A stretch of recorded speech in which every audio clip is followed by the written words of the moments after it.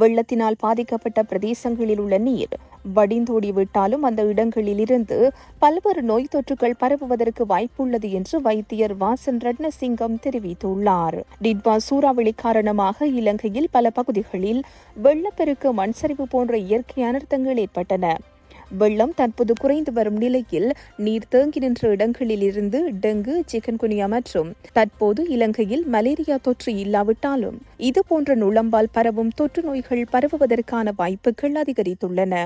அதேபோன்று அசுத்தமான பகுதிகளில் வாழும் மக்களிடையே எலிக்காய்ச்சல் நோய் அதிகரிக்கும் என்றும் நாங்கள் எதிர்பார்த்திருந்தோம். ஏனெனில் எலிக்காய்ச்சலை ஏற்படுத்தும் கிருமிகள் காயங்கள் போன்ற ஒரு ஊடகத்தை பயன்படுத்தி உடலுக்குள் சென்றுவிடும். இதனால் எலிக்காய்ச்சல் பற்றி அவதானம் மக்களுக்கிடையே இருக்க வேண்டும்.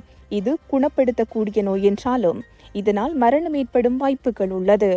தொற்று நோயியல் பிரிவின் அறிக்கையின்படி பாதிக்கப்பட்ட மாவட்டங்களில் எதிர்பார்த்த அளவிலான பாதிப்புகள் இல்லை என கூறப்பட்டுள்ளது. ஆனால் பருவக்காற்று மழை வரும் காலப்பகுதியில் தொற்று நோய்களின் தாக்கம் அதிகமாக இருக்கும். அதனுடன் ஒப்பிட்டு பார்க்கையில் அனர்த்தங்களினால் தாக்கம் பெரிதாக இல்லை என்று தெரிவித்துள்ளார்.